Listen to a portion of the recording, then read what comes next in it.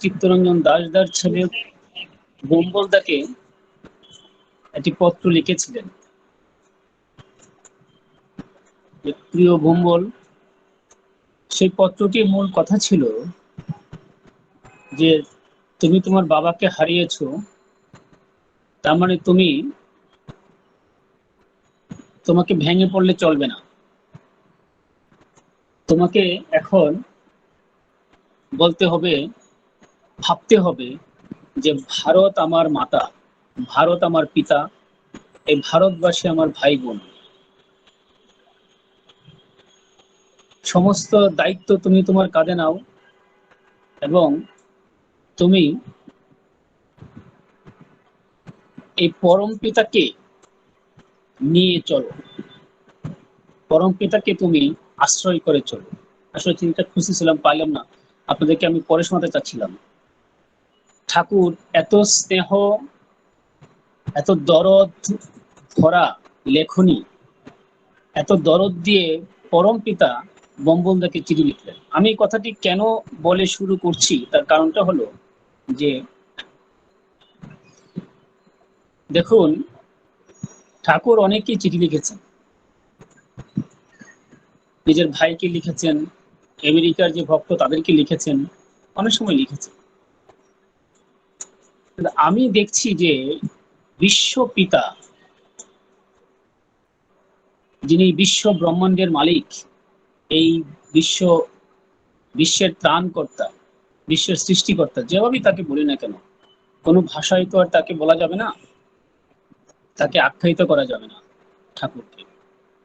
তো তিনি তার একজন ভক্তের জন্য তার সান্ত্বনা দিয়ে, তার পিতৃবিয়োগে তিনি একটা চিঠি লিখেছেন এবং সেইখানে বলেছেন, তুমি যেটা মূল কথা, দুটো কথা এখানে তাৎপর্যপূর্ণ। এক হচ্ছে তুমি পরম পিতাকে জীবনে গ্রহণ করে চলো, তুমি উঠে দাঁড়াও, শির দ্বারা খাড়া করে দাঁড়াও, যারা সত্যনারায়ণ সমাজ স্মরণ করো তুমি পরম পিতার সন্তান, স্মরণ করো তুমি সাহসী, স্মরণ করো তুমি শক্তির তনয়। এইটারই বহিঃপ্রকাশ। তুমি বলো যে ভারত আমার পিতা, ভারত আমার মাতা, ভারতবাসী আমার ভাই বোন। এখানে দেখুন যে পরম পিতাকে জীবনে গ্রহণ করে চলা, যে পরম পিতা জীবনে মুখ্য করে চলা, ঠাকুর সেটা বলে। আর একটা কি বললেন, যে তুমি ভারত আমার পিতা মাতা, ভারতবাসী আমার ভাই বোন। অর্থাৎ যে সার্ভিস ওরিয়েন্টেড লাইফ আমাদেরকে লিড করার যে নির্দেশনা, সেটা কিন্তু ওই পত্র। মানে we must be serviceable not only to our families but also to our surroundings, but also to our neighbors, to our peer groups, to all around us, irrespective of caste, creeds, religions, etc. etc. জাতি ধর্ম বর্ণ নির্বিশেষে আমাদের যে একটা service দেওয়া, সেবাপরায়ণ হয়ে ওঠার ঠাকুর বলেছে। এবং যখন সেবাপরায়ণ হয়ে উঠবো, তখনই এই জীবনের সার্থকতা। বঙ্গবন্ধুর পত্রটা অত্যন্ত গুরুত্বপূর্ণ আমাদের প্রত্যেকের জন্য। আমরা কি করি আজকে? দেখুন, আমরা এমন একটা মরজগতে বাস করি, আমাদের কন্টেম্পোরারি টাইমটাকে যদি আমরা অ্যানালাইসিস করি, তাহলে দেখবেন যে আজকের দুনিয়াতে আমাদের পৃথিবীটা কি জানেন, ক্ষুদ্র থেকে ক্ষুদ্র হয়ে একেবারে একটা নিউক্লিয়ার একটা জায়গায় এসে দাঁড়িয়েছে। আর এই পৃথিবীর মুখ্য কি? মুখ্য হচ্ছে myself, my wife and 2 children's. আমি, আমার স্ত্রী, 2টো বাচ্চা। আজকে পৃথিবীটা এখানে দাঁড়িয়েছে, এর বাইরে কিন্তু কোথাও কিছু নেই। আপনাদের ইন্ডিয়াতে তো বটেই, আমি যে 3-4 বার গিয়েছি, আমি খুব কম ইন্ডিয়াতে আমার যাওয়া হয়, আমি যেতে পারি না আমার সরকারি চাকরির কারণে।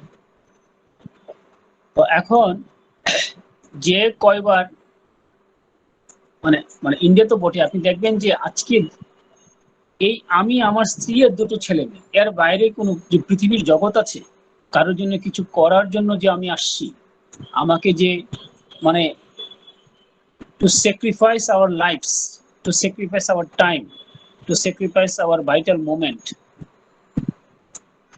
for the beings surrounding us, এইটা কিন্তু ওই আমরা কখনোই আমাদের শিক্ষা, চিন্তা, নৈতিকতার মধ্যে এখন আস্তে আস্তে দ্য ডিভিনিশিং ট্রেন্ড একটা কিন্তু লক্ষ্য করি। আমার যত বয়স বাড়ছে আমি আমার পারিপার্শ্বিককে দেখি। যখন চাকরিতে জয়েন করেছিলাম বাংলাদেশ অ্যাডমিনিস্ট্রেটিভ সার্ভিসে 22শে ফেব্রুয়ারি 1998 সালে, তখনকার যে একটা হৃদ্যতা ছিল সিনিয়রদের কাছে, জুনিয়রদের কাছে, সমসাময়িকদের কাছে একটা বন্ধন ছিল। আজকে যারা সিভিল সার্ভেন্টে আসছে তারা কিন্তু ওই বন্ধনে ওই যে হৃদ্যতা সেটা নাই। কিন্তু সোসাইটি বেড়েছে, অনেক গ্রুপ হয়েছে, অনেক এলাকা ভিত্তিক গ্রুপ, ব্যাচ ভিত্তিক গ্রুপ হয়েছে তাদের মধ্যে, কিন্তু হৃদ্যতাটা নাই।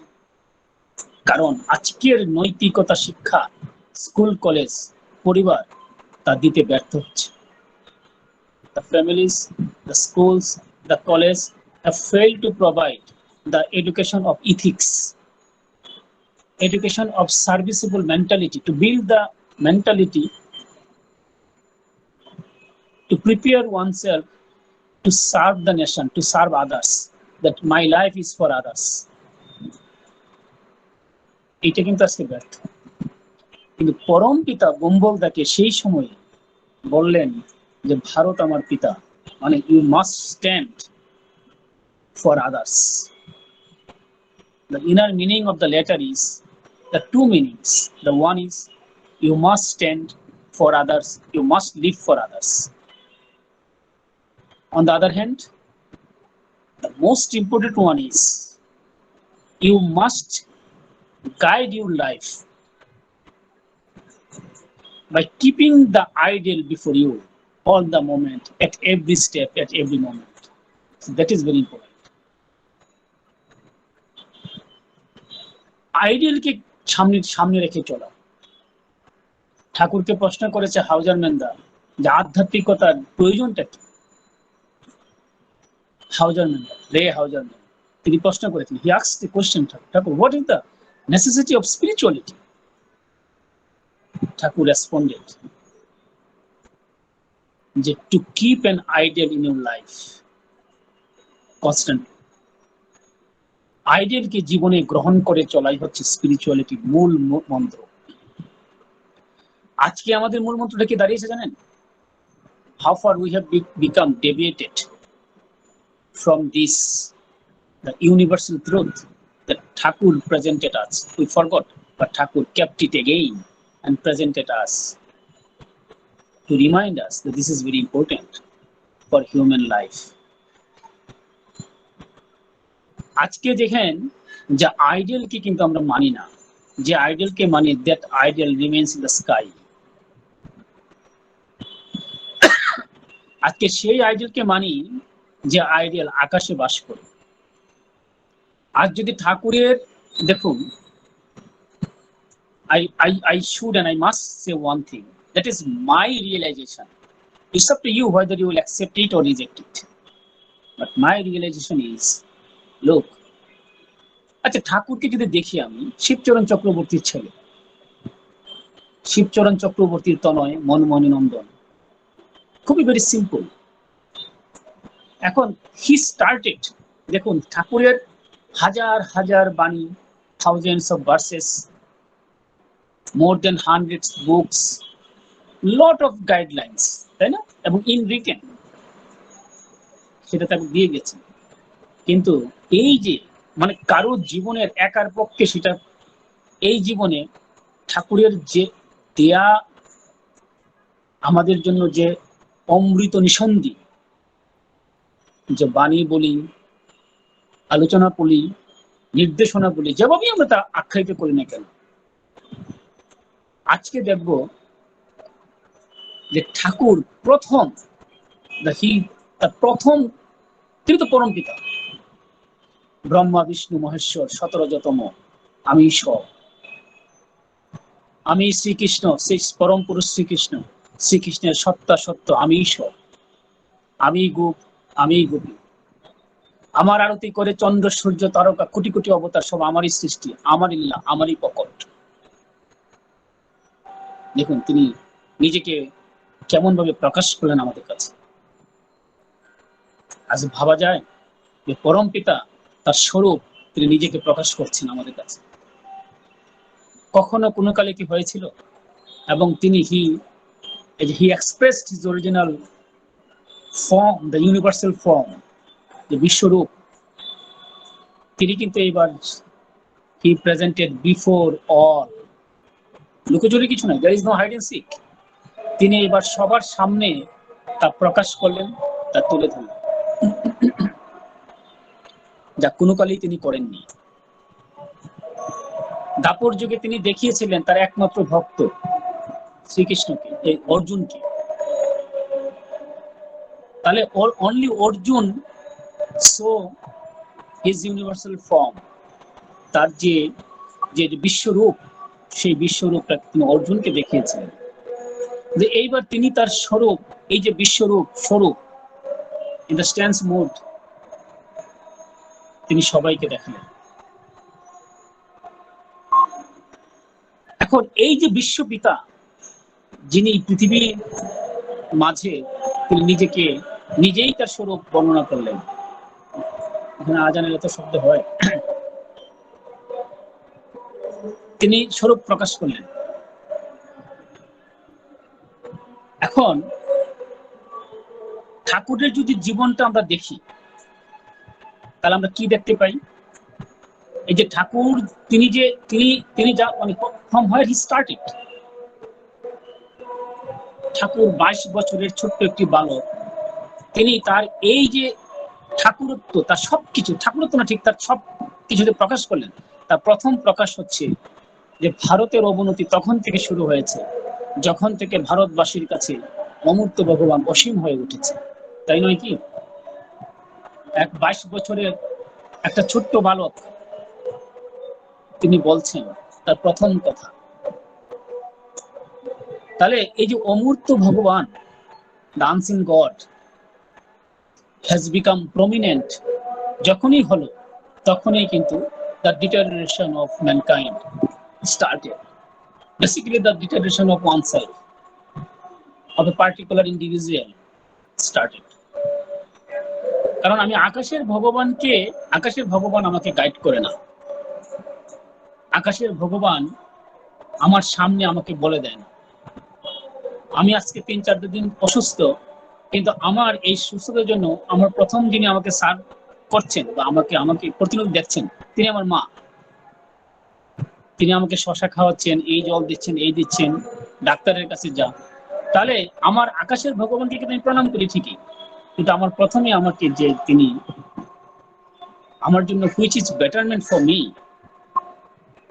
to recover from the burning, recover from the disease, the person who is guiding me, that is my mother, isn't it?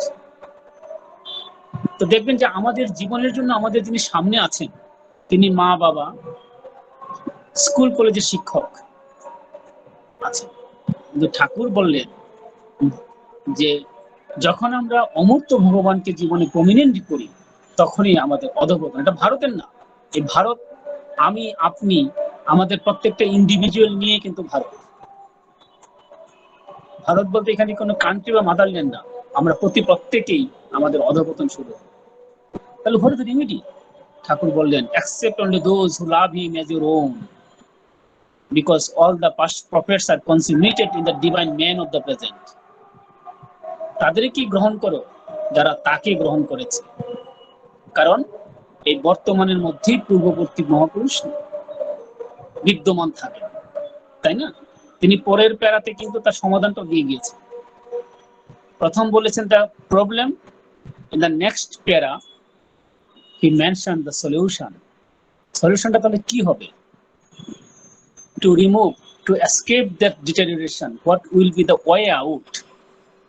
Then he mentioned the next para, to accept only those who love him as your own, because all the past prophets are consummating the divine man of the present। এই জন্য ঠাকুর বললেন সেই বাণীটা যে কারণ বুদ্ধ হিসেবে বিভেদ করি শ্রী চৈতন্য রসুল কৃষ্ণে জীবোদ্ধারে হওয়া না বেরোবে একই ওরা তাও জানিস নি। এবং তিনি বলেন পূর্বতনকে অধিকার করিয়াই পরবর্তীর আবির্ভাব। তাহলে তাকে গ্রহণ করতে হবে, the fulfill of the best to come in this time। তিনি যখন এই পৃথিবীতে ধরাধামে আসেন সর্বশেষ তাকে গ্রহণ করতে হয়। তাকে গ্রহণ করে চলাই হচ্ছে আমাদের এই অধঃপতন থেকে মুক্তির একমাত্র পথ। তার মানেটা কি? আমাদের জীবন্ত আদর্শ দরকার, একজন জীবন্ত আদর্শ, মা বাবা অফকোর্স, টিচার্স অফকোর্স, কিন্তু above all the supreme father is the living idol। এই সুপ্রিম ফাদার হচ্ছে যখন অসীম যখন সসীম হয়ে সীমায় করে বাস, সসীমেতে দেখলে অসীম তবেই কাটে ফাঁস। অসীম যখন সসীম হয়ে সীমায় লয় স্থান, বৃত্তিভেদী টান হলে তো দেখবি ভগবান। তিনি যখন আসেন তখন তাকে গ্রহণ করতে হয়, কিন্তু আমরা গ্রহণ করতে পারি না, কারণ তিনি তো রক্ত মাংস সংকুল দেহ নিয়ে আসেন। আমরা অলৌকিকত্বকে পছন্দ করি, উই বিলিভ ইন মিরাকলাস, মানে মিরাকলস, আমরা মিরাকলে বিশ্বাস করি, তাই না? অলৌকিকত্বকে পছন্দ করি, এখনো টিল করি। ঠাকুরের দীক্ষা নিচ্ছে, দেওঘর যাচ্ছে, কিন্তু দেখা গেল একটা তার মধ্যে ওই বিশ্বাসটা ঠিক আসছে না। সে এখানে যাচ্ছে, ওইখানে যাচ্ছে, এই মন্দিরে যাচ্ছে, ওই যাচ্ছে, ওই ফকির বাবার কাছে যাচ্ছে, বিশ্বাস বড় কঠিন জিনিস, বড় কঠিন জিনিস। বিশ্বাস আসে না, তাহলে আমার কি দরকার? ঠাকুর বললেন, দেখেন প্রথম শুরু করলেন অমূর্ত ভগবান যখন থাকবে তখন বিশ্বাস আনা বা অমূর্ত ভগবানকে জীবনে আদর্শ করে চলাই কিন্তু আমাদের অধঃপতন। আজকে আমাদের সনাতন ধর্মের সবচেয়ে যে বড় আতঙ্কের জায়গাটি হচ্ছে কি জানেন? আমরা অমূর্ত ভগবানকে জীবনে গ্রহণ করে চলছি। সনাতন ধর্ম শুধু না, অন্য জায়গাও তাই। আর অমূর্ত ভগবানের কারণে আজকে ধর্মকে ভিত্তি করে আজকে খুন খারাপি, হানাহানি, সম্প্রদায়গত বিরোধ আজকে প্রকট থেকে প্রকটতর হচ্ছে। একিউট আজকে হচ্ছে। যদি আজকে বিশ্বের দিকে তাকান, ধর্মের নামে জ্যান্ত গুলি করে মারা হচ্ছে, জ্যান্ত গুলি করে মারা হচ্ছে একটা মাকে, তাই না? আগুনে পুড়িয়ে দেওয়া হচ্ছে, আজকে সেটা হচ্ছে। কিন্তু আমার ঠাকুর বলেছেন একটা খুনিকেও সে যদি অনুতপ্ত হয়, সে যদি সারেন্ডার করে অর্থাৎ সমর্পণ করে, তুমি তাকে ক্ষমা করে দাও। এটা বর্দারও বলা আছে। দেখবেন আমার যদ্দূর মনে পড়ে বর্দার যে সত্যানুসরণের যে আলোচনা ইষ্ট প্রসঙ্গে সেখানে আছে। তাহলে দেখুন আজকে আমরা ক্যাপিটাল পানিশমেন্ট দিচ্ছি, কিন্তু ক্যাপিটাল পানিশমেন্ট সে তো রেকটিফাই হচ্ছে না। আমি বুঝি যে এটাকে, আমি বিইং অ্যান অ্যাডমিনিস্ট্রেটর, আমি বুঝি, আই আন্ডারস্ট্যান্ড, কিন্তু সে যদি রেকটিফাই হয় সেটা আবার বড় দুরূহ কাজ। কারণ তার যদি জন্মগত ইনস্টিংক্ট না থাকে তাহলে সে রেকটিফাই হবে না। এটা আবার আরেকটা জিনিস, কিন্তু ঠাকুর সেখানে বলেছে, কারণ জন্মগত সংস্কার তার মধ্যে না থাকলে সে নিজেকে রেকটিফাই করবে না, তখন আবার বিপদ। কিন্তু কেউ যদি তার জন্মগতটা থাকে, মাঝখানে ডিরেল হয়ে যায়, সে ফিরে আসবেই, সে ফিরে আসবেই। এবং সেই সময় তাকে ক্ষমা করে দেওয়াটাই উত্তম। এটা আচার্য শ্রী বর্দারও আলোচনা আছে, হয়তো আমার মতো করে এরকম ডিটেলস নাই, কিন্তু বর্দা বলেছেন এই কথাটা।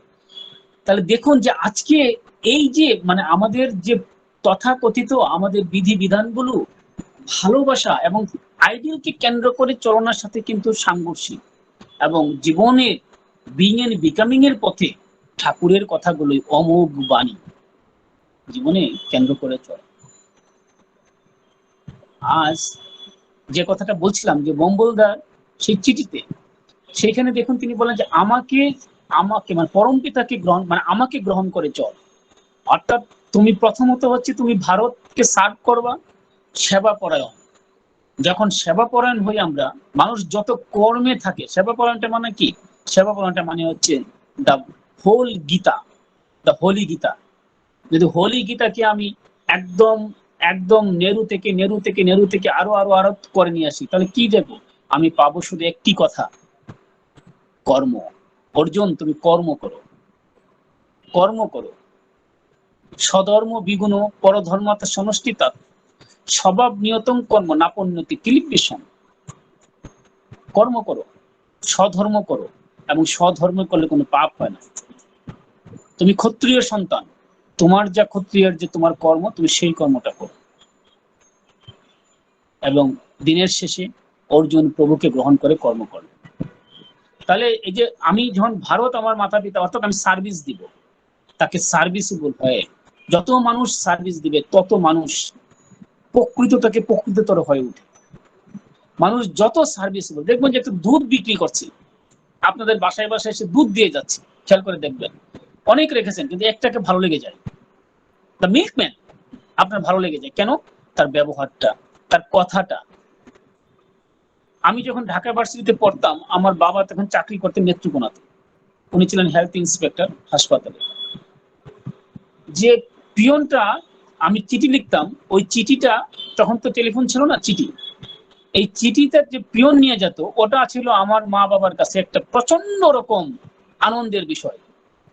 ওই যে পোস্টম্যান যে চিঠিটা ডেলিভারি দিবে, তাকে আমার মা যখনই চিঠি নিয়ে আসতেন, আমার মা তাকে খাওয়াতেন এবং চেয়ারে বসতেন ঘরের মধ্যে। আমরা খুব গরিব ছিলাম, কাঠের চেয়ার, টিনের ঘর, মাটির মেঝে। এখনো আমার খুব আর্থিক কোনো সামর্থ্য নেই, তো সেইখানে সে বসতো। আমি মাঝে মাঝে যখন যেতাম, তখন আসতো আমাকে দেখতে।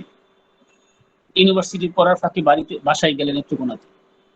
তো এই যে দেখেন, তার কিন্তু অন্যদের ক্ষেত্রে বলে সেটা হয় না হয়তো বা, মানে সার্ভিসেবল হওয়া, ভালোবাসা। কিন্তু যখন পরম পিতাকে সামনে রাখবো, হি ইজ দ্য মিরর, তখন হয় কি, আমাদের সার্ভিসটা একুরেট হয়। এখন পরম পিতা শ্বশুরে নেই, তাহলে আমার কে হবেন? আমার আচার্যদেব হবেন। আচার্যদেবকে জীবনে ডমিনেন্ট করে চলা, জীবনের মুখ্য করে চলা আচার্যদেবকে। কারণ আচার্যদেবের করা চলা মানেই ঠাকুরকে মেনে চলা। ঠাকুর আচার্য নাই অনুরতি শিখতে চাচ্ছ কি, শ্রদ্ধা প্রশ্ন সঙ্গ ছাড়া আর সবই ফাঁকি। দেখুন কত বড় কথা, কত বড় কথা, সবই ফাঁকি, আচার্য সঙ্গ করা দরকার। তাহলে আজকে আমাদের দরকার হচ্ছে যে সেবাপরায়ণ মনোভাব নিয়ে, এবং ইষ্টকে জীবনের মুখ্য করে চলা। যখন ইষ্টকে জীবনে মুখ্য করে চলবো, তখন আমার পারিবারিক সামাজিক জীবনের যে স্খলনগুলো, জীবনের যে ভুলগুলো, সেই ভুলগুলো আস্তে আস্তে আস্তে আস্তে পরিশোধিত হতে থাকে। সন্ধ্যাবেলা আড্ডা মারতাম, আমরা করি না অনেকেই, দোকানে বসে আড্ডা মারি, চা খাই।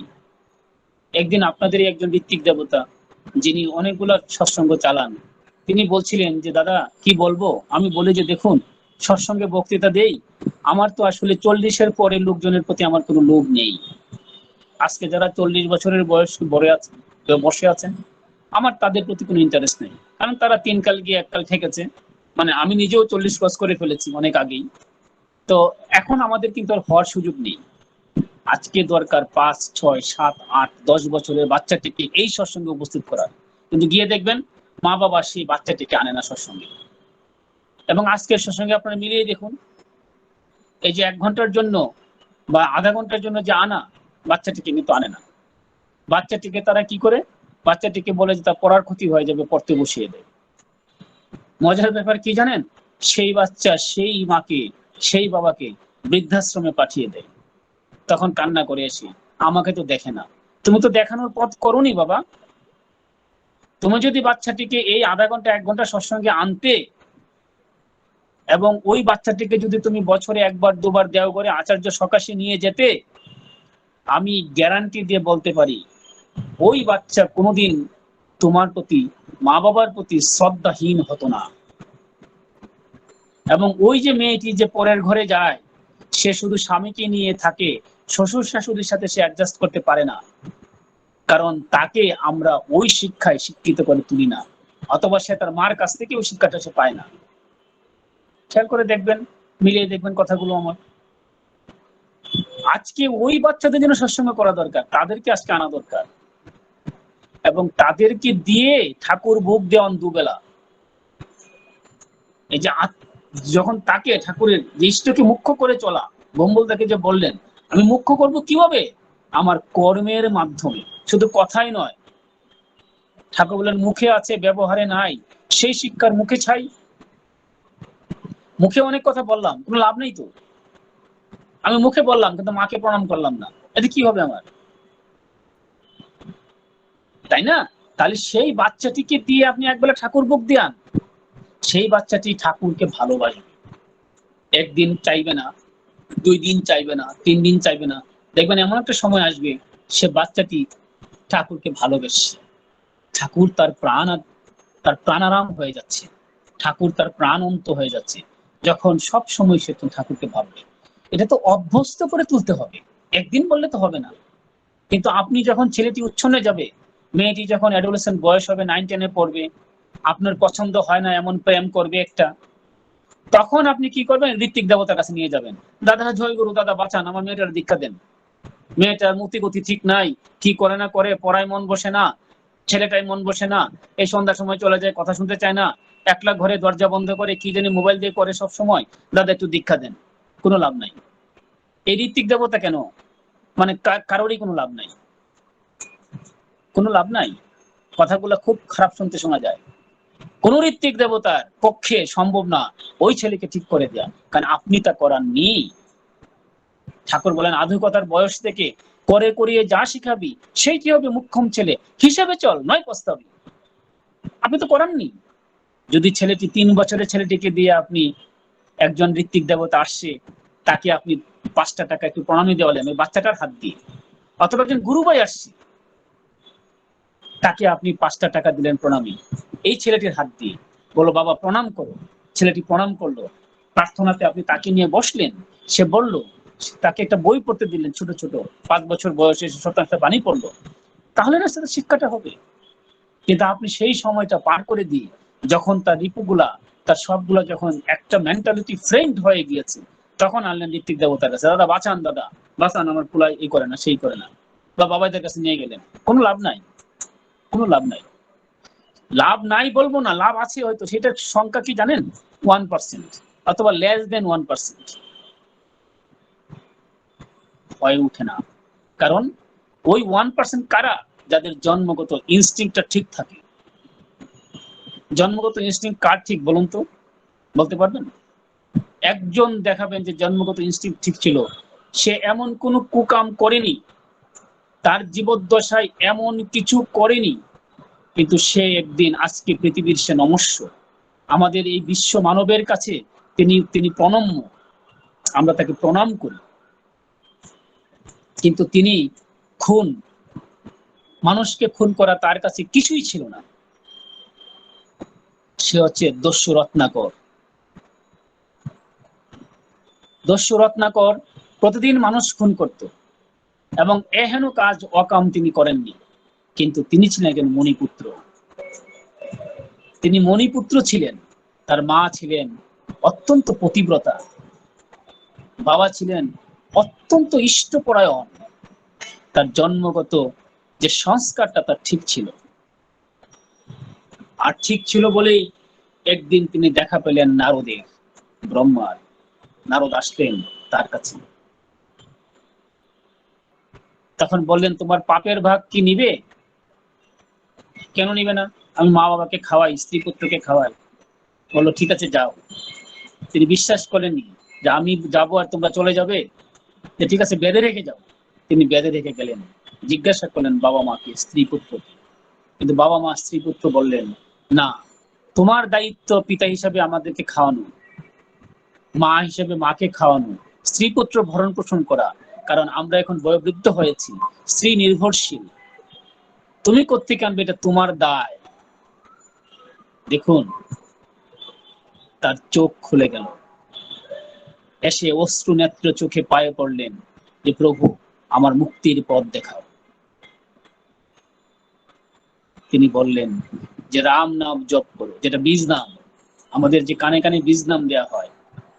গীতায় বললেন নাম এবং নামই অভেদ, মচ্চিত্তা মদগত প্রাণা বোধয়ন্ত পরস্পরম কথয়ন্তস্য মাং নিত্যম তুষন্তি চ রমন্তি চ। দেখুন, যে আমার কথা চিন্তা করে, যে আমার কথা বলে, যে আমার কথা ভাবে, অর্জুন জানো আমি তোমাকে নিশ্চিত করে বলছি সেই আমার একমাত্র প্রিয় ভক্ত, আর সেই হচ্ছে নাম, সেই বীজ নাম। তিনি বলেন নাম এবং নামই অভেদ। আজ ঠাকুর সেই বীজ নাম দিয়ে গিয়েছেন। যতক্ষণ বীজ নাম জপব তিনি আমার মধ্যে আছেন, আমি আর তুমি এক, তুমি আর আমি আলাদা নয়। এক ফোঁটা কলের জল যখন সমুদ্রে মিশে যায় তখন তার মধ্যে প্রভেদ করা যায় না, এক হয়ে গেলাম। তো সেই নাম দিলেন রাম। এত পাপ করেছেন, তার নাম, তার মুখ দিয়ে রাম নাম আসছে না। মরা মরা মরা মরা জপতে জপতে জপতে জপতে তিনি একদিন তার মধ্যে রাম নাম আসলো এবং তার চারিদিকে উইয়ের ডিবি হয়ে গেল, তাকে দেখা যাচ্ছে না। অনেক বছর পরে, ইতিহাস বলে 50,000, তো অনেক বছর পরে যখন বিশ্বপিতা উপলব্ধি করলেন, বুঝলেন যে তার পাপ স্খলন হয়েছে, নারদকে আবার পাঠালেন, তিনি আসলেন এবং সেই দিন তার পাপ মোচন হলো। সেই দস্যু রত্নাকর থেকে হলেন বাল্মীকি। কেন? কারণ তার জন্মগত ইনস্টিংক্টটা ঠিক ছিল। ঠাকুর বললেন জন্মগত ইনস্টিংক্ট ঠিক না থাকলে এটা ঠিক করা যায় না। খুব কম ক্ষেত্রেই করা যায় যদি প্রবল ইষ্ট টান থাকে, ইষ্ট নেশা থাকে। প্রবল ইষ্ট টান শুধুমাত্র করতে পারে কিছুটা। আর সেই বাল্মীকি মুনি লিখলেন আমাদের আমাদের জন্য এই বিশ্ব ব্রহ্মাণ্ডে লিখে গেলেন রামায়ণ। আজকে জানেন, আজকে আমরা পড়াশোনা করি, আজ আমরা স্কুল কলেজে যাই, এই পৃথিবীর, এই মানব জাতির ইতিহাসে প্রথম পড়াশোনা কে এনেছে? তিনি হচ্ছেন এই বাল্মীকি মুনি। প্রথম যে পড়া, প্রথম যে আমাদের যে সাহিত্য, প্রথম যে আমাদের যা বলি, আমাদের লিটারেচার যা বলি, তা কিন্তু বাল্মীকি মুনি। তিনি তিনি গড়ে তুললেন সরজ নদীর তীরে তার আশ্রম, সাধন ভজন করছেন। একদিন তিনি সরজ নদীতে স্নান করে আহ্নিক করতে আসবেন। আমরা আহ্নিক করি, আমি আহ্নিক করি, আমরা যারা আহ্নিক করি তারা আমরা জানি। তিনি আহ্নিক করতে আসছেন স্নান করে, ফুলন্ডলিতে জল নিয়ে তিনি আসছেন, ফিরছেন। আশ্রমে ঢুকবেন, হঠাৎ দেখেন দুটো পাখি, কঞ্চ আর কঞ্চি, তারা মিথুনে লিপ্ত, পরম আনন্দে। তিনি হঠাৎ তাকালেন, তাকিয়ে তিনি আপ্লুত হলেন। দুটো পাখি মিথুনে মিথুন মিথুন মিথুন মিথুনে রত দুটো পাখি, কঞ্চ কঞ্চি পাখির দিকে তাকালেন। কিন্তু হঠাৎ করে একটা বেদ,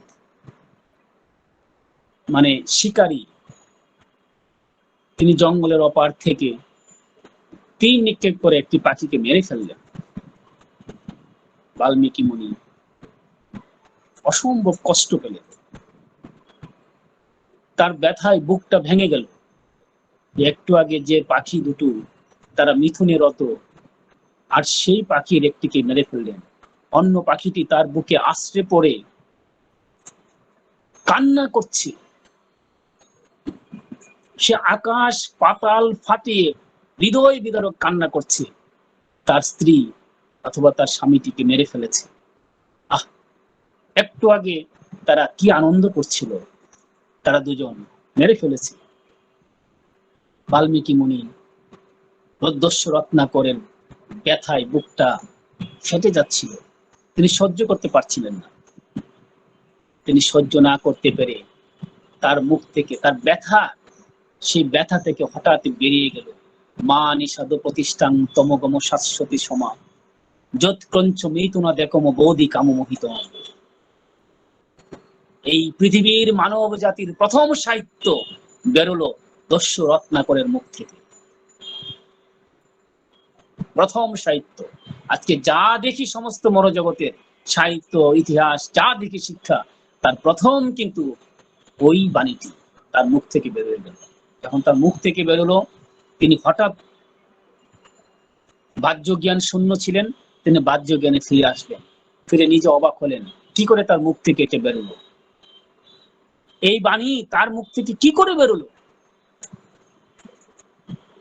ঠিক সেই মুহূর্তেই এসে উপস্থিত হলেন নারদ, ব্রহ্মা, বিষ্ণু, প্রভু বিষ্ণু তাকে পাঠালেন, নারায়ণ তাকে পাঠালেন, নারদ তুমি এখন যাও, আমার ভক্তের পাপ মোচন হয়েছে, তুমি যাও তাকে বলো রামায়ণ রচনা করতে।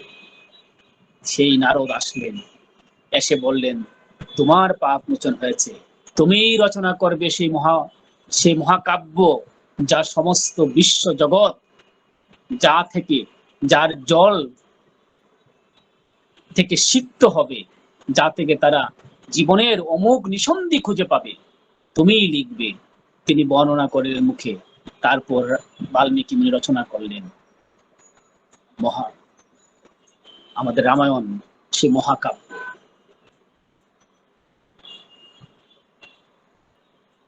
এবং সেটা অনুষ্টুপ ছন্দে লেখা। আজকে দেখুন, আমি এই কথাগুলো কেন বললাম একটা কারণে, যে যদি জন্মগত ইনস্টিংক্টটা ঠিক থাকে তাহলে ফিরে আসা সম্ভব, কিন্তু জন্মগত ইনস্টিংক্ট যদি ফিরে না আসে থাকে, তাহলে ফিরে আসা সম্ভব নয়। আজকে কি দেখি আমরা, এই যে বাচ্চাগুলোকে আপনারা আনছেন না, যাদেরকে আপনারা ওই সৎসঙ্গে নিচ্ছেন না, যাদেরকে ঠাকুরের সেবা করাচ্ছেন না, যাদেরকে দুবেলা প্রার্থনা করাচ্ছেন না, যাদেরকে সমাজ, পারিপার্শ্বিক, প্রতিবেশীর সেবা করাচ্ছেন না, আপনার বাড়িতে পশু পাখি, গরু, কুকুর, তাদের সেবা করাচ্ছেন না, সেই সন্তান সমাজের জন্য কোনো কল্যাণকর হবে না। যদি কল্যাণকর করতে হয়, তাহলে ঠাকুরকে সামনে রেখে সার্ভিসেবল, আমাদের সেবা পরায়ণ করে তুলতে হবে আমাদের প্রজন্মকে। ঠাকুর বোম্বলদাকে যে চিঠিটা দিয়ে শুরু করেছিলাম, সেই চিঠি দিয়ে আমি শেষ করছি। ঠাকুর বোম্বলদাকে তাই বলেছিলেন, তাই লিখেছিলেন যে সার্ভিসেবল হতে, সেবা পরায়ণ হতে। আর সেই সেবা পরায়ণ হয়ে চলা, তার মধ্যে অমুক হচ্ছে ইষ্টকে সামনে রাখা, জগতের জন্য যে কর্ম। আজকে গীতায় কি দেখি, গীতার পুরোটা হচ্ছে কর্মযুগ, পুরোটাই কর্ম। কর্মবিমুখ যে ধর্ম, তা ধর্ম না। কর্মবিমুখ ধর্মে কখনোই মুখ্য লাভ হয় না, ঠাকুর বলে গেছেন। ঠাকুর খুব ক্লিয়ারলি বলেছেন যে কর্মবিমুখ ধর্মে কখনোই মুখ্য লাভ হয় না। আমরা মুখ্য লাভ করার জন্য সংসার ত্যাগ করি, বৈরাগী হই, কিন্তু সেই বৈরাগ্যে কখনোই মুখ্য লাভ হয় না। মুখ্য লাভ হয় আমাদের সংসারে থেকে, আমার স্ত্রী, পুত্র, মা, বাবা, পারিপার্শ্বিক, সমাজ, প্রতিবেশী, দেশ দশের সেবা করার মধ্যেই হচ্ছে আমাদের মুখ্য লাভ। আজকে সেটা আমাদের জন্য দরকার। সেই মুখ্য লাভ করে আমরা জীবনে যেন আরো থেকে আরো, আমার মধ্যে সময় শেষ হয়ে গেছে, আমরা আরো থেকে আরো তর হয়ে উঠব, সেই দরকার। তা আজকে ঠাকুরকে জীবনে গ্রহণ করে চলা খুব দরকার, খুব দরকার। পারিপার্শ্বিকের কাছে, এবং আচার্যকে মেনে চলা, আচার্যর সঙ্গ করা, আচার্যকে ভালোবেসে তাকে জীবনে গ্রহণ করে চলাটা খুব দরকার। কারণ আমাদের জীবনের ভুলগুলো আমরা বুঝি না। আমাদের জীবনের শিক্ষণীয় গুরু হচ্ছে আচার্যদেব, তাকে দেখে চলা। তারপরে হচ্ছে ঋত্বিক দেবতার সঙ্গ করা, আমাদের গুরু ভাইয়ের সঙ্গ করা, সেগুলো খুবই দরকার। সেই সঙ্গ থেকে আসে আমাদের দৃষ্টি শুদ্ধতা, বিশ্বাস, এবং ভবেদ প্রেম, প্রেম থেকে আসে সমর্পণ। সমর্পণটা দরকার আমাদের। আজ দরকার কমপ্লিট সারেন্ডার। শ্রদ্ধেয় দাদা মায়েরা, আমি হয়তো সময় বেশি নিয়ে ফেলেছি, আপনারা যারা আমাকে কিছু বলার সুযোগ দিলেন, আমি তাদের প্রতি কৃতজ্ঞতা জানাচ্ছি। যা বললাম সবটুকুই ঠাকুর বললেন, ভুলগুলো সব আমার। ভালো থাকবেন, আপনারা আরো থেকে আরোতর হয়ে উঠুন। আসুন আমাদের সন্তান সন্ততি, আমাদের প্রজন্মকে ঠাকুরের ভাবধারায়, ঠাকুরের নির্দেশনায় তাদেরকে বড় করে তুলি, এবং ঠাকুরের কথা সমাজ, পারিপার্শ্বিক সবার কাছে আমরা চালিয়ে দিই। কেউ শুনুক বা না শুনুক, আমাদের কথাগুলো আমরা বলতেই থাকবো, এবং প্রজন্ম হবে ইষ্টকেন্দ্রিক। তারাই আমাদেরকে, এই প্রজন্মকে নিয়ে যেতে পারবে ইহকাল পরকালের মুখ্যমন্ত্রী। চলুন বিং এন্ড বিকামিং এর পথে চলি। সবাই ভালো থাকবেন। বন্দে পুরুষোত্তম, বন্দে পুরুষোত্তম, বন্দে পুরুষোত্তম। জয় গুরু।